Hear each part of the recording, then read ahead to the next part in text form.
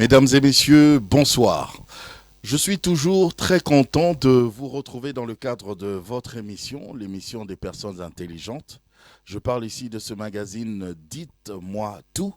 Et aujourd'hui, exceptionnellement, nous aurons un débat autour justement du ministère de la femme. Le quid du ministère de la femme? Parce que dernièrement, nous avons reçu le prophète Placide Massessé Bolamou, qui a, lui, parlé de ce ministère de la femme. Et il a dit que la femme pouvait prêcher, enseigner et diriger une église. Et plusieurs personnes ont réagi, plusieurs lecteurs de la Bible ont réagi, les enfants de Dieu ont réagi, et parmi lesquels nous avons ce soir le frère Patrick Santou, qui lui est croyant du message du temps de la fin, qui a lu d'ailleurs le livre autour du ministère de la femme, ce livre qui est écrit bien sûr par le prophète Placide, et il a voulu réagir quant à ce. Et puisque c'est une réaction, donc nous avons rappelé l'auteur de l'ouvrage qui est avec nous aujourd'hui, qui sera avec nous aujourd'hui ce soir, le prophète Placide Massessé Bolamou, qui lui est docteur en théologie, il est professeur, il est écrivain, il a beaucoup de casquettes, vous le savez. Nous l'avons rappelé sur ce plateau pour que lui puisse euh, éclairer davantage, expliquer davantage, nous dire tout autour justement de ce ministère de la femme. Prophète Placide Massessé, shalom. Shalom, messieurs les journalistes, que la paix et la grâce de notre Yahvé Elohim vous soient totalement multipliées. Amen. Frère Patrick Santou, shalom. Shalom, papa Jaco d'amour. Merci. Le Seigneur vous bénisse. Amen. Alors aujourd'hui, vous avez décidé je commence par vous parce que vous avez décidé de réagir quand même. Vous avez lu l'ouvrage du prophète autour du ministère de la femme. Et je vous pose justement cette question directement d'entrée de jeu. La femme peut-elle prêcher, enseigner ou diriger une église? Ces trois recommandations-là lui a été interdites par l'apôtre Paul. D'abord, j'ai lu les livres du prophète Placide et je suis très heureux en fait de lui faire face. Et je dirais d'emblée que si il me ratata, donc vous allez me comprendre puisque c'est quand même un grand débatteur et puis un grand monsieur pour lequel j'ai beaucoup de respect. Alors, en lisant son livre, j'ai compris qu'il a mis en place deux méthodes pour expliquer la Bible. Il l'a dit lui-même. Il y a d'un côté la contextualisation et de l'autre les Saint-Esprit. Mais lorsque vous lisez toute la Bible, en fait, lorsque vous lisez tout son bouquin et que vous avez suivi toutes ces vidéos, vous comprenez qu'il n'utilise que la contextualisation pour expliquer pourquoi est-ce que la femme doit prêcher. Et il a d'ailleurs dit ça lui-même la fois passée. Vous lui avez posé la question. Quel a été le déclic, puisqu'il a expliqué que pendant 16 ans, il prêchait que la femme ne doit pas prêcher. C'est-à-dire, la Bible en français, c'est clairement établi, montré que la femme ne peut pas prêcher en fait. Mais lorsqu'il a lu la Bible en grec, il dit lui-même que ça lui a ouvert les yeux. Moi, je pense que cette méthode est fautive et problématique pour deux raisons. La première des raisons, c'est que si comprendre les Grecs koinés était la clé pour interpréter la Bible, tous ceux qui ont fait des études sur les Grecs auraient un même langage. Mais il s'est fait que, historiquement, parce que la doctrine sur les ministères des femmes, c'est un peu récente, il s'est fait que, historiquement, de la part de ceux qui sont nés dans ces contrées-là, c'est-à-dire qui remplissent toutes les trois conditions, tous les trois contextes géographiques, linguistiques, historiques, culturels même. Par exemple, le père Chrysostome, je pense, ce sont des gens dont les Grecs koinés étaient leur langue maternelle. C'est-à-dire ils devaient avoir la clé pour comprendre les Écritures. Mais ces gens-là ont interprété ces textes de Paul comme étant la femme ne peut pas enseigner. Deuxième problématique, c'est que... Ça, c'est dans le grec koiné. C'est dans le grec koiné, parce que le Nouveau Testament est écrit en grec. Et donc, le prophète Placide, dans toute son argumentation, il utilise en fait les grecs. Donc, nous devions retourner au grec pour avoir l'éclairage. C'est un peu logique, non, à mon sens. Enfin, c'est un peu logique dans les sens recourir aux textes originaux. Normalement. Mais lorsque nous sommes devant un texte spirituel, la Bible est un texte spirituel. Il nous faut le Saint-Esprit pour comprendre cela. Parce que la personne qui habite Ndemba, qui rit, qui lit la Bible en tétéla, a besoin du Saint-Esprit. En lontomba. Exactement. A besoin du Saint-Esprit simplement pour comprendre. Et pourquoi est-ce que les gens qui sont nés là-bas, avec les Grecs koinés comme langue maternelle, qui avaient donc la clé, qui manifestait les trois contextes, ont donné un avis différent que c'est que le prophète Placide donne aujourd'hui. Donc, deuxièmement aussi, c'est que c'est l'usage qu'il fait du grec koiné. Comprenez? Je donne un exemple pour entrer dans les vifs des sujets. Il dit, Éphésiens chapitre 4, chapitre 4, il est monté au ciel et il a fait des dons aux hommes. Et donc nous disons à la compréhension spirituelle de cette écriture qu'il s'agit uniquement des hommes masculins. Le prophète dit que non, dans les Grecs, c'est anthropos. Vous lui avez d'ailleurs dit anthropos, anthropologie, etc. Donc ça veut dire humain, mâle et femelle. Mais savez-vous combien d'occurrences existent-ils dans le Nouveau Testament où anthropos est utilisé uniquement pour masculin? Ah oui? Oui, Matthieu chapitre 19, verset 5. L'homme quittera son père et sa mère et s'attachera à sa femme. L'homme là, c'est anthropos. Soit le prophète Placide est pour l'homosexualité, puisque si anthropos veut dire partout que c'est homme et la femme, humain, homme et la femme, ça veut dire que le Seigneur Jésus donnait la possibilité aux femmes d'aller épouser des femmes. Parce que lorsqu'il dit l'homme quittera son père et sa femme et s'attachera à sa femme, c'est dans le texte original, c'est anthropos. Okay. Anthropos. Si homme là, c'est femme et homme, ça veut dire que Jésus enseignait de l'homosexualité. Je pense. Je vois.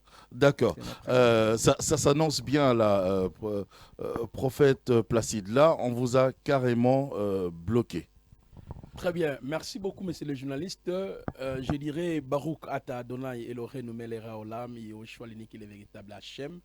Elohim des vétérotestamentaires manifestés dans les néo-testamentaires Eloah Elai Shaddai Yahvé. Anouki Yahvé Vehen Mibaldai Moshia. Cela veut dire béni soit Yehoshua Mashiach, notre créateur. Bref. Alors, j'ai écouté religieusement mon frère Patrick, je crois. Et malheureusement, il n'a rien dit. Moi, je pensais qu'il pouvait déconstruire mes argumenteurs. Voilà ce que Paul a dit, voilà ce que Jean a dit, voilà ce que Pierre a dit sur le ministère. Est-ce que la femme peut prêcher ou n'est pas? Il a préféré... Mais il est parti déjà sur le mot anthropos. Non, mais attends, monsieur le journaliste. Il ne maîtrise pas ce qu'il est en train d'énoncer en ces jours. Le terme anthropos, avant même d'y arriver sur ce point, il veut démontrer aux gens qui sont connectés à ce net moment que le prophète Placide ne croit pas à l'interprétation de Ruach HaKodesh. C'est ce qui est faux.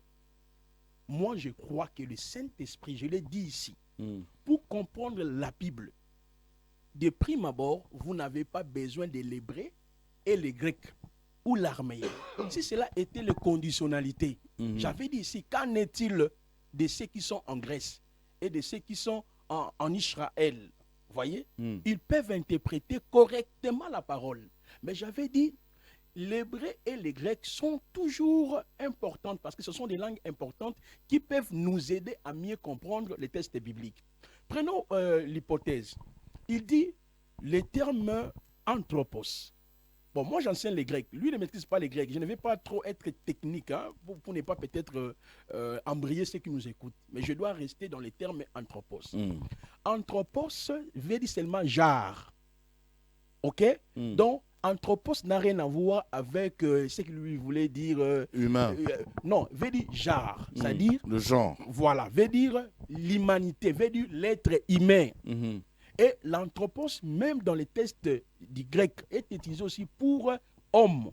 Parce que homme est toujours humain. Vous voyez, est utilisé aussi pour la femme. Mais il y a des termes appropriés pour parler de la femme, étant que la femme en général, le terme est tel que telus. S'il est capable, je le mets au défi. Il doit me raconter. Parce qu'il a lu le livre. J'ai donné Marc chapitre 10, le verset 6. Au commencement de la création, Dieu fit créer l'homme et la femme. Lorsque, allez vérifier sur Google, écrivez Marc 10, le verset 6. Le terme homme qui est là, c'est arène. Arène veut dire homme masculin. Ok. Ok? Le terme grec qui est là pour parler de la femme, c'est telus. Veut dire la femme en général. Mais dans 1 Timothée, par exemple, dans 1 Timothée chapitre 2, le verset 12 à 13, je ne permets pas à la femme d'enseigner ni d'avoir l'autorité sur l'homme. Le terme femme qui est là, ce n'est pas telus, c'est par contre goun. Goun veut dire la femme mariée. C'est là où mon frère, il ne veut pas comprendre. Il me dit, le prophète Placide ne veut pas croire au Saint-Esprit. Papa Jaco, si on vous donne, j'ai une Bible ici, hébraïque. Si je vous donne la Bible en hébreu, vous ne saurez pas lire. Pourquoi? Parce que vous ne parlez pas l'hébreu. Non. Vous comprenez la Bible dans quelle langue? C'est en français, En parce français. que vous vous exprimez en français. En français. Celui qui n'a jamais eu l'occasion d'aller dans une école, quand tu lui donneras la Bible en français, elle va comprendre? Non. Non. C'est-à-dire, les langues jouent un rôle important dans la chaîne dorée de l'interprétation, c'est-à-dire dans la chaîne dorée des interprétations des textes bibliques. On ne peut pas ignorer la langue. Parce qu'aujourd'hui, la connaissance que le Messie a aujourd'hui là, ça ne vient pas d'abord du Saint-Esprit. Il a lu d'abord les textes bibliques et le Saint-Esprit intervient pour nous donner la connaissance. L'apôtre Paul est en train de dire dans Éphésiens chapitre 1er, le verset 7, que Dieu illumine les yeux de vos cœurs. L'illumination, c'est le panache du Saint-Esprit. Je peux lire Exode, Deutéronome, Habakkuk, Michée, Éphésiens. Je prends les textes de Yeshayarum, Ésaïe 34, le verset 14 à 15, qui nous dit « Consultez les livres de l'Éternel, aucun d'eux ne te fera défaut, ni l'un ni l'autre, c'est l'Esprit qui les rassemble. » Jean chapitre 16, le verset 7 jusqu'au verset 16e, le consolateur, l'Esprit de la vérité, quand il viendra, il prendra ce qui est à moi, il vous annoncera. Moi, je crois au Saint-Esprit, mais je ne suis pas un imbécile, je ne suis pas une bête. Mon père a payé les études pour moi. Vous voyez? Donc, quand j'interprète la Bible, j'implique aussi l'intelligence là. Parce mais c'est quoi le déclic, prophète? Parce que depuis longtemps, vous-même d'ailleurs, vous étiez de cet avis que la femme ne pouvait pas prêcher. Mais c'est parce que... Qu'est-ce qui vous a changé comme ça? C'est la langue française. Moi, quand je lis femme comme ça dans la Bible, je dis la femme. Donc il y a des erreurs quand il y a dans la traduction, en fait. Exactement. Okay. Parce que les argumentaires là, on les fondait sur base de quoi? C'est parce que je lis en français. Mais quand tu lis la Bible en grec, pour parler des femmes, il y a des mots appropriés. Il y a les termes tels que anthropos, il y a les termes tels que goun, il y a les termes tels que, je peux prendre encore un autre terme là, il y a goun, il y a gounaï, il y a des termes appropriés. Mais en français, quand vous lisez la Bible, le Nouveau Testament, vous ne verrez pas cette différenciation. Là où on a écrit homme, homme, homme, homme. Là où on a écrit femme, femme, femme, femme. J'ai le Saint-Esprit. En le lisant, je dois aussi se référer, n'est-ce pas, dans les langues originelles. Vous voyez ce qu'il vient de démontrer, on appelle ça en théologie la décontextualisation. Donc, il voulait me faire dire ce que je n'ai pas dit. Il voulait faire dire à la Bible ce que la Bible n'a pas dit. Lorsque Paul, il a dit, étant monté, il a fait le don aux hommes. Le terme là, c'est Ba-Adam en hébreu. Veut dire les humains. Donc, parmi les humains, il y a les hommes tout comme des femmes. Il les a dotés de capacités à être apôtres, prophètes, docteurs, évangélistes. Maintenant, lui, il parle du Saint-Esprit. Le Saint-Esprit, c'est un illettré. C'est Dieu qui a la base de toutes les langues du monde. Genèse chapitre 11. Dieu ne connaît pas la grammaire, il ne connaît pas les temps verbaux. Donc Dieu, il va dire, non, non, non, quand j'ai parlé des humains, là, j'ai parlé d'un langage spirituel. C'est quel genre d'interprétation? C'est-à-dire, la Bible ici nous rend intelligents. Quand on lit la Bible là, il faut que tu sois intelligent. Je ne suis pas en train de dire qu'il n'est pas intelligent, mais néanmoins, il ne peut pas se laisser berner par son prophète épouse par son pasteur qui lui a enseigné des choses qu'il est en train de répéter. Moi, je crois au Saint-Esprit, j'ai une Bible ici, les évangiles en araméen. Je lis les textes en araméen. Quand je lis les textes du Nouveau Testament, la compréhension que moi j'ai, c'est outre par rapport aux différentes Bibles, c'est-à-dire les Bibles occidentales, Louis II, Parole de vie. Un prédicateur, il doit avoir tous ces documents dans sa maison. C'est le travail que je suis en train de faire. Bien sûr. Alors, frère Patrick, c'est vrai, le Saint-Esprit, oui, mais la tête aussi. Réfléchissons. Vous êtes des intellectuels, non? Oui. Voilà. On est en train de dévier. Alors, sur le plan de la traduction, vous serez d'accord, enfin, ou pas, mais vous serez d'accord quand même, peut-être les téléspectateurs, que quelque part, il a un petit peu raison, non? Quand il y a eu traduction, c'est là que la compréhension s'est écorchée un tout petit peu. Non, non. Il y a une discipline scientifique qui étudie les traductions, hein, les versions de la Bible. Chaque version traduit en fait selon sa compréhension, selon ses recherches et selon l'angle dans lequel il veut en fait apporter le message. Je ne veux pas sortir de son livre. Hein? On reste dans le contexte. Parce que le prophète Placide vient de me dire que j'ai dit ce qu'il n'a pas dit. J'ai commis l'erreur de laisser en fait son livre là. Il a dit dans son livre que Éphésiens 4 parle de anthropos. Et c'est dans Psaume 68 où il est écrit Adam. Vous comprenez? Et j'ai dit que je l'ai étudié. Dans Psaume 168, si on veut appliquer ce que Paul disait là, à l'époque de David, on va voir déjà que les dons ne sont pas donnés à tous les hommes de la même manière en Ancien Testament. Parce que s'il dit Dieu est monté et il a donné à tout le monde des dons, donc aux femmes et aux hommes, alors que dans l'Ancien Testament déjà, tout le monde n'avait pas tous les dons. Tout le monde n'était pas roi, tout le monde n'était pas sacrificateur, même dans la famille. Tout le monde n'était pas chantre. Tout le monde n'était pas chantre, tout le monde n'était pas juge. Vous comprenez? Et c'est dans son livre où il dit, puisque Éphésiens 4 dit anthropos, ça veut dire à l'humanité. Il a dit entre vous avez suivi en disant que anthropos comme anthropologie, etc. Il a dit exactement.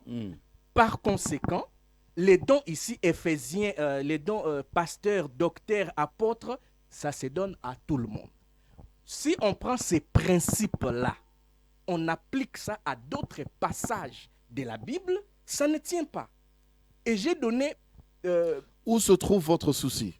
Sur le mot, la traduction, la compréhension de anthropos? Pour lui, hein, la thèse. C'est là que se trouve votre souci?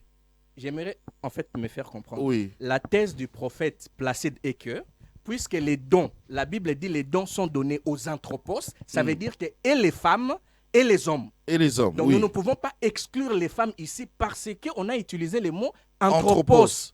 Et donné aux humains. Aux humains. Voilà. Si on part de ces principes-là, puisque c'est un principe cardinal, selon lui, si on applique ça à Matthieu 19, chapitre verset 5, l'homme quittera son père et sa mère s'attachera à la femme. L'homme là, c'est anthropos. Est-ce que le prophète Placide peut me dire qu'on peut appliquer l'homme ici et aux femmes et aux hommes? C'est ça ma question. Et même parce qu'en d'autres termes, ça fait l'humain quittera son père et sa mère, s'attachera à l'humain. À l'humain. À l'autre humain. À sa femme. À sa femme. De l'autre côté, on a vraiment écrit femme. Sa femme. Mais okay. ici, c'est anthropos, donc l'humain. Ça voudrait dire que et les femmes peuvent épouser aussi des femmes. Si on applique son principe. Vous comprenez? Non, mais c'est ça, c'est clair. Maintenant, il a pris Goun en disant que 1 Timothée 2, on parle de Goun, c'est une épouse. Encore une approximation. Parce que il y a plusieurs passages de la Bible où le mot Goun est utilisé pour des femmes normales. Ok. Il y en a beaucoup. Exemple. Donc, par exemple, j'ai noté ici, Luc chapitre 13, verset 11, et voici, il y avait là une femme possédée d'un esprit. Le mot femme ici, c'est Goun. C'est Goun. Est-ce que pouvons-nous dire ici que la Bible veut dire qu'il y avait une épouse possédée d'un esprit? Et il y en a beaucoup. Il y en a beaucoup. Quelques femmes avaient été guéries. Luc chapitre 8, des 3. Vous allez dire que non, quelques épouses. Par conséquent, ce qui est essentiel parce qu'il y a même des livres en grec koiné, des livres Odyssée, etc., où les mots anthropos et les mots goun sont utilisés pour tout le monde. Pour la femme seulement, pas simplement pour épouse et pas simplement pour humain. Et la règle dans les grecs koinés, il y a un côté les dictionnaires, les lexiques, et il y a de l'autre côté la syntaxe, c'est-à-dire les contextes dans une phrase. Lorsque Paul parle dans Timothée 2, il ne donne pas que la femme ici, et non, il explique en bas, c'est parce que l'homme est venu avant. Il donne la raison pour laquelle la femme ne doit pas prêcher. Vous comprenez? Il ne dit pas parce que non, c'est une... ou bien, en Éphèse, les femmes mariées ne devaient pas prêcher, puisque ça c'est seulement pour les femmes mariées, mais des femmes célibataires prêchaient. Très bonne question, c'est une question en même temps, directement. Bon, en fait, il y a des principes basiques lorsque vous voulez... Sortez-nous un peu de cet amalgame, hein. Oui, on a oui, du oui, mal oui. à comprendre. Oui, aidez-nous, professeur. En fait, notre frère, il veut être imitateur du prophète Placide, mais il ne sait pas que j'ai beaucoup de clés. Vous voyez? Alors, quand on parle des goûts, le goût dans 1 Timothée chapitre 4, je l'ai dit ici, peut-être lui n'a pas bien suivi. Je dis, le problème c'est la langue française. En réalité, que ce soit goun, que ce soit telou, c'est une femme. Vous voyez? C'est comme femme mariée, femme veuve, parce que goun n'est pas seulement utilisé pour les femmes mariées. Ok. C'est aussi pour les femmes veuves. Les femmes tout court. Exactement. Mais le terme est utilisé par rapport au contexte. Je vais vous donner un exemple. Dans 1 Timothée chapitre 1, le verset 2 à 12 nous dit. Parce que ce texte continue d'ailleurs. Hein, oui. Que celle qui a des questions interroge leur mari à la maison. Je vais l'expliquer un élément fort. 1 Timothée chapitre 2, le verset 12. On nous dit, je ne permets pas à la femme d'enseigner, ni d'avoir l'autorité sur l'homme. Si on doit même rester en français, est-ce qu'en lisant ces passages-là, Paul a dit, je ne permets pas à la femme d'être pasteur, d'être prophète, d'être docteur, d'être évangéliste, même en français. Le texte ne dit pas ça. Il fait ce qu'on appelle la précompréhension. Lui, il a déjà sa doctrine dans la tête. Il vient... Des idées préconçues. Exactement, pour pouvoir l'insérer dans ces textes-là. Restons d'abord dans le contexte. Okay. Quand on lit ça même en français. Que les femmes se taisent. Là, c'est 1 Corinthiens 14. Là, quand on lit en français, est-ce qu'il y a un lien avec le fait d'être apôtre, prophète, docteur, évangéliste? Maintenant, lui, il va donner maintenant son idée. Oui, parce qu'on nous dit homme. Mais je dis, homme qu'on parle là, c'est être humain, oui. Papa Jaco est anthropos. Papa Jaco est arène. Mais arène veut dire homme masculin. Mais il est quel genre d'homme aussi? C'est homme marié.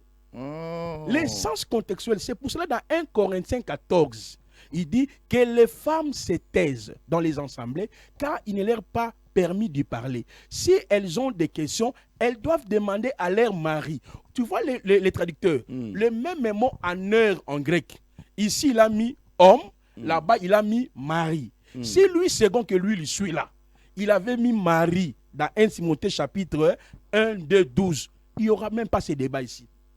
Et voilà pourquoi j'ai dit que mon frère, il ne faut pas rester sur au goun. Moi, je suis d'accord. Que ce soit goun, que ce soit anthropos, que ce soit arène. Mais ce sont des termes qui sont appliqués pour les êtres humains, mais avec des qualités spécifiques. Papa Jaco est anthropos. Papa Jaco est aneur. Papa Jaco est arène. Ok. Mais cela ne change absolument rien. Ce qui les complique, c'est la langue française. Donc je suis humain, oui. Je suis homme, et je suis marié. Mais alors lui, il est estomaqué sur base de quoi? Mais quand tu interprètes la parole, il faudra aussi rester dans ce qu'on appelle l'aspect contextuel. Imaginez, moi j'appelle ça le vieux livre. Il y a d'abord le premier récipiendaire. Quand on dit Osée, Michée, 1 Corinthiens, Habakkuk, papa, tu n'étais pas en Corinthe, tu n'étais pas en Éphèse, tu n'étais pas en Rome. Il y a d'abord l'auteur. Quelle était l'intention de l'auteur? Quel est le contenu de ces messages-là? Quelle était la culture de ces peuples? Quelle était la langue de ces peuples? Parce que moi, je vais interpréter un vieux livre qui date de plusieurs siècles. Éphésiens n'a jamais été écrit pour les Congolais. 1 Timothée, je crois à l'autorité absolue de ces écritures-là parce que je suis l'église du Seigneur, mais je ne peux pas outrepasser le principe basique tel que la transculturation, la contextualisation. Ce qu'il est en train de faire, on appelle ça la décontextualisation. Donc, il veut isoler les passages dans son vrai contexte. Même dans 1 Corinthiens 14, lorsqu'on dit que les femmes se taisent, mais il s'agit de quelles femmes? Restons seulement en français, pas en hébreu, en grec. 1 Corinthiens 11, on nous dit Jésus-Christ, Dieu est le chef de Jésus, Jésus est le chef de l'Église, et Christ, plutôt Jésus-Christ est le chef de l'Église, et l'homme est le chef de la femme. Maintenant, c'est quelle femme? Papa Jaco, toi tu es chef de ma femme? Non. Non, vous voyez maintenant? De ma propre femme. Exactement, c'est ça maintenant. Les femmes mariées qu'on parle dans 1 Corinthiens 14. Là même, j'ai même mis à côté les Grecs et tout qu'on sort. On reste en français. Est-ce que toi, s'il vous plaît, est-ce que vous êtes le chef de ma femme? Non. Moi, c'est ma femme. Je suis chef de ma femme. Même dans la langue française, même lui, il veut se baser là. Il a eu les chaos. Frère Pat, c'est très intéressant. Alors, c'est vrai, on est parti sur des termes, sur les vocabulaires, la grammaire, l'hébreu, le grec, etc., l'araméen même. Mais je reviens sur ma question de base. La femme peut-elle prêcher, enseigner ou diriger une église? La femme ne peut pas enseigner ou diriger l'église. Pourquoi? Parce que l'apôtre Paul dit la femme ne peut pas enseigner, qu'elle n'enseigne pas, Et il n'y a jamais eu dans la Bible, et là aussi, il fait, vous savez, Socrate appelle des gens, bon ce n'est pas, je ne vais pas, Socrate appelle des gens des sophistes, c'est-à-dire les gens qui utilisent leur intelligence pour embrouiller les gens, pour tromper les gens. C'est un peu mon maître ici, vous comprenez?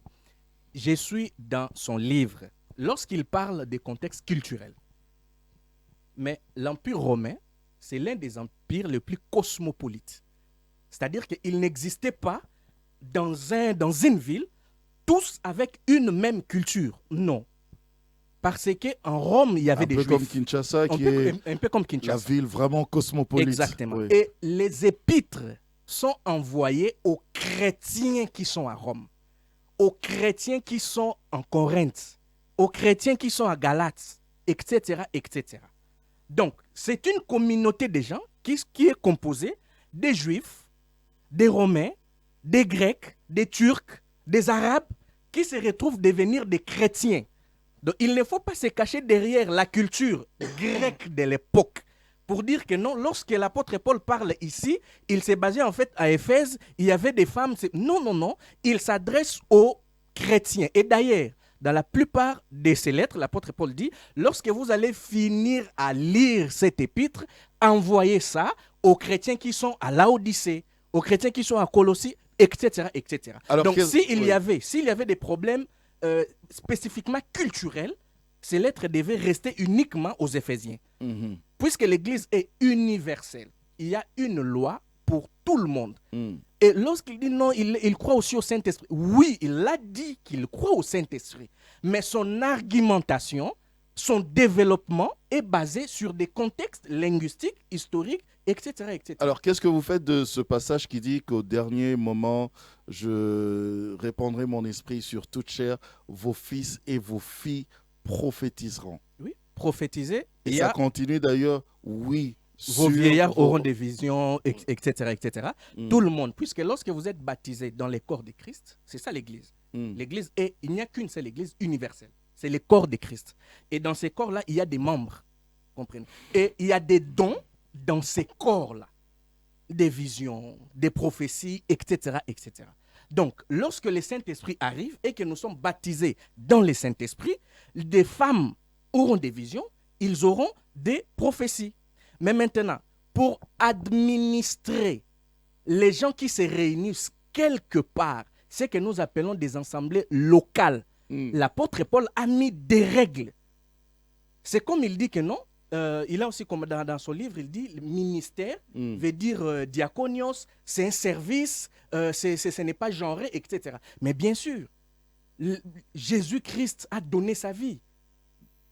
Il était un agneau. mais ça n'empêche qu'il soit le chef de l'Église. Le fait que ce soit un service, ça ne veut pas dire qu'il n'existe pas de hiérarchisation. Comprenez. Le ministère est un service, mais l'apôtre Paul a mis des barrières. Lorsqu'il envoyait Tite, il disait « Je t'ai laissé là-bas pour mettre de l'ordre selon mes instructions. L'église qui se trouve en Éphèse, par exemple. Donc, lorsque les gens se réunissent, il avait dit la fois passée, nous ici, nous sommes une église, effectivement. Mais lorsqu'on veut se réunir, l'apôtre Paul a mis des règles qui conduisent le peuple. Et pour ces règles-là, c'est que donc, il est interdit à la femme, les femmes être féminin, ne peut pas diriger une assemblée. Et les exemples ne doivent même pas enseigner, ils ne peuvent même pas prêcher. Ils ne peuvent pas prêcher, même pas enseigner. Dans l'église. Dans l'église. D'accord. Monsieur le journaliste, voici les règles. Il y a 4 règles. Il y a les Éphésiens 4. Apôtre, prophète, docteur, évangéliste. Le ministère d'affiche. Il y a ce qu'on appelle les anciens. Il y a ce qu'on appelle les diacres. Il y a ce qu'on appelle le serviteur. Ce sont les règles. Maintenant, est-ce que dans la première règle là, il a fait le don aux hommes? Il n'y a pas de femmes là-bas. Il y a des femmes aussi. Mais exactement. Lui, il pense que lorsque je dis les humains, vous allez réagir. Cela veut dire tous les êtres humains. Non, le ministère est vocationnel. Ce n'est pas tous les hommes qui sont appelés à être apôtres, prophètes, docteurs, évangélistes. Ce ne sont pas toutes les femmes aussi qui sont appelées à être apôtres, prophètes et évangélistes. D'abord, c'est la vocation céleste. Romains chapitre 1er, le verset 1 à 2. Paul, l'apôtre Saul Paulus, est en train de dire il est apôtre mis à part. C'est Dieu, par Jésus-Christ, afin d'annoncer l'évangile. Lui ne connaît pas la notion de la vocation céleste. Mais vous êtes d'accord quand même que la femme ne doit pas enseigner, ne doit même pas diriger une assemblée. Je le mets au défi ici. Qui me montre seulement un seul passage où Paul a dit ces choses-là, je vais déchirer la Bible ici devant tout le monde. Les passages-là existent dans sa tête. Je vais lire les passages. Regardez. Tite chapitre 2, le verset 3 à 5. Les femmes âgées doivent aussi avoir une conduite digne de la sainteté, de ne pas être médisantes, ni esclaves du vin. Elles doivent enseigner. Je ne peux pas te maudire parce que je t'aime bien. Je ne peux pas te maudire. Tu vois maintenant, Paul, est-ce que c'est moi? C'est Paul. C'est l'apôtre Paul. Merci. Je réitère parce que peut-être que tu dormais. Voilà. Les femmes âgées doivent aussi avoir une conduite digne de la sainteté. Ne pas être médisantes, ni esclaves du vin. Elles doivent enseigner ce qui est bon, afin d'apprendre aux jeunes femmes. Qui sont-elles? Ce n'est pas l'église. Lui, quand on parle de l'église, il voit les bâtiments, Branham Tabernacle, Dewey, Michoni, église Les Chandeliers. Pour lui, c'est ça l'église. Or, Matthieu chapitre 16, le verset 16 à 19, Yoshua dit, tu es Pierre, si c'est Pierre, je bâtirai mon église. Il a bien expliqué ici, il a parlé ici c'est-à-dire le terme cosmopolite. Le terme est là, quand on parle de l'église est une assemblée cosmopolite, parce que dans l'Antiquité, quand on parlait de l'église, c'était les citoyens grecs et romains qui se réunissaient hors de la cité, dans le but de tester les affaires économiques, politiques, militaires. Maintenant, quand on parlait de l'église à la lumière de la parole, on fait l'allusion à un groupe de gens qui sont mis à part. Maintenant, les femmes ici, ils enseignent, je ne sais pas, des bureaux, des chaises. Ce sont des Paul qui est en train de dire que la femme doit enseigner. D'autres femmes. Les femmes là, ce ne sont pas l'église, ce ne sont pas les chrétiens. Ce n'est pas qu'on finit. Est-ce qu'il connaît Timothée? Timothée a été enseigné par sa mère. C'est sa maman qui l'a enseigné l'évangile. C'est où que c'est dit? C'est dit où je ça? prends 2 Timothée. Je suis dans la Bible. Je vais les casser, les déconstruire jusqu'à la fin. Il ne donnera jamais les passages. Et puis, je peux les démontrer ici selon Jean chapitre 20. La première personne qui a prêché, c'était une femme. Qui a annoncé l'évangile. Ah oui? Attends, je vais l'expliquer parce qu'il dit que la femme ne peut pas prêcher. Attends, non pas la femme samaritaine. Attends, on va lire le texte. 2 Timothée 1, le verset 5. J'aime bien la Bible. Je garde le souvenir de la foi sincère qui est en toi, qui habitant d'abord dans ton œil, lui et dans ta mère, Eunice, qui, j'en suis persuadé, habite aussi en toi. Regardez. Ça, c'est 2 Timothée 1, 5. Je prends 2 Timothée chapitre 3, 14, 15. Parce que ça, c'est le nouveau livre. Voilà. Toi, demeure dans les choses que tu as apprises et reconnais certaines chansons de qui tu les as apprises. Ça, c'est Paul, hein? De qui tu les as apprises. Dès ton enfance, tu connais les saintes lettres qui peuvent te rendre sage assali par la foi en Yahushua HaMashiach. Je l'ai dit ici, Timothée a été marqué par l'influence spirituelle de sa mère Eunice, de sa grande-mère Loi.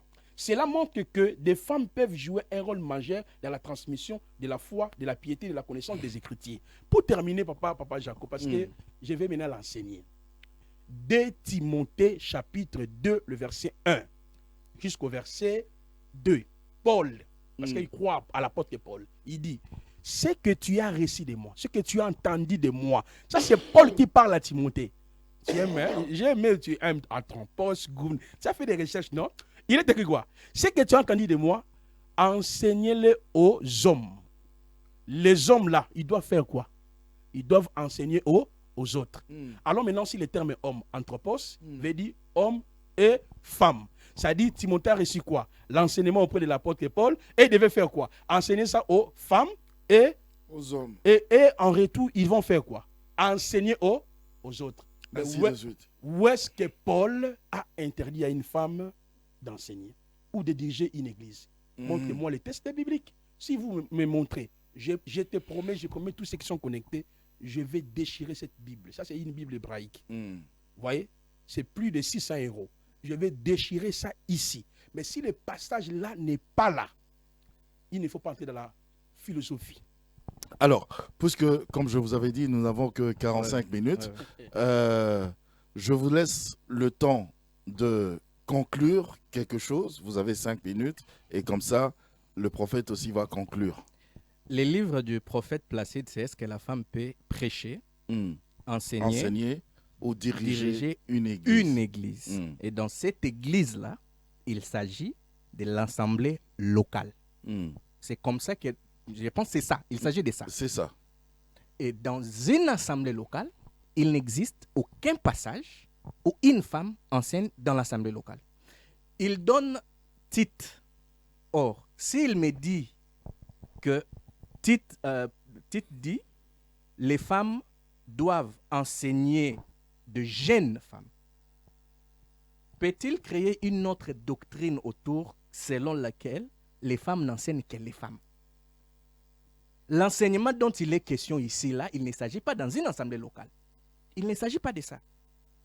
Il ne s'agit pas de ça. Et parfois, il a pris, je pense, Romains 16 pour Junias, que non, il était remarquable parmi les apôtres. Donc, elle était apôtre. C'est faux, c'est encore faux. 2005, Homme 30, Université de Kinshasa. Vous aviez une femme qui s'appelait Sylvie. Elle avait un restaurant dans cet homme-là. Et on disait, Madame Sylvie est remarquable parmi les étudiants et appréciée parmi les étudiants. Ça ne fait pas de Madame Sylvie étudiant. Non. Ça ne fait pas de Madame Sylvie étudiant. Et maintenant, où est-ce que vous voulez nous emmener? Non, parce qu'il avait pris Romains 16 pour dire que on cite Junias parmi les apôtres. C'est une femme. Or, la formulation, même en grec, c'est que elle est appréciée parmi les apôtres. Il avait même cité la Bible de Jérusalem. Elle est appréciée parmi les apôtres. Et il avait cité la Bible de Jérusalem. Mais ça ne fait pas d'elle une apôtre. Une apôtre. Et dans la Bible de Jérusalem, il dit qu'il est écrit qu'elle est une apôtre remarquable. Mais je pense peut-être qu'il a lu la doctrine de l'Église catholique sur les mots apôtres. Parce que la Bible de Jérusalem, c'est une Bible catholique.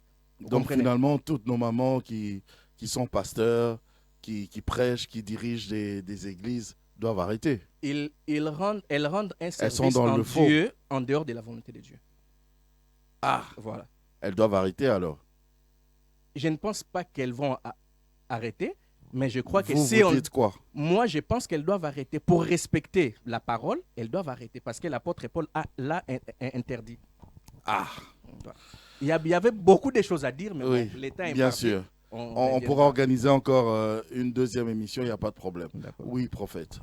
Que tout homme soit reconnu menteur, que Dieu seul soit véridique. Mais c'est un menteur. Je lis la Bible. Je prends Romains chapitre 16.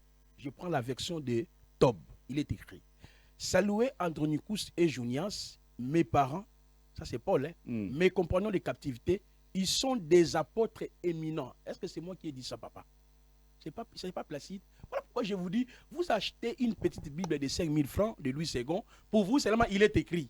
Il faut avoir plusieurs versions de la Bible. Parce que tu me diras que ces gens ici sont insensés, qui ont traduit les Grecs en français. Second n'est pas insensé. Est-ce que vous comprenez? Parce que si c'était moi, là tu vas m'expliquer les théories, goun. Maintenant, racontez aussi la version des Tob. Ce sont les savants. Je prends encore une autre version. Bible de Jérusalem. Saluez Andronicus et Junias, mes parents, compagnons de captivité. Ils sont des apôtres éminents. Papa Jaco. Et zangaïté de konangaï. Dans la Bible. Soit tu crois à la Bible ou tu ne crois pas à la Bible. Il a dit que la femme ne peut pas prêcher, la femme ne peut pas diriger une église. Papa, tu ne sais pas que la première personne qui a prêché la parole, qui a annoncé, parce que l'évangile c'est quoi? La mort, l'ensevelissement, la résurrection de Christ. 1 Corinthiens 15, verset 1er 17, Paul a dit que si Christ n'est pas ressuscité, ma foi est vaine. On est sauvé par quoi? Par la mort, l'ensevelissement, la résurrection. Est-ce que vous savez que la première personne qui a annoncé ça aux disciples, c'était une femme? Lui ne sait même pas. On va lire les textes, parce que toi, tu dis qu'elle ne peut pas prêcher. Dans l'église.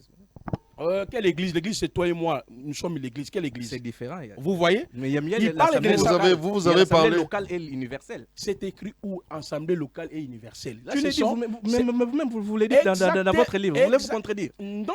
Alors, quand vous parlez de l'église, l'assemblée locale, donc le bâtiment là. Non, c'est moi. Ici, je suis là, cette localité ici, je ne sais pas si c'est Gombe ici.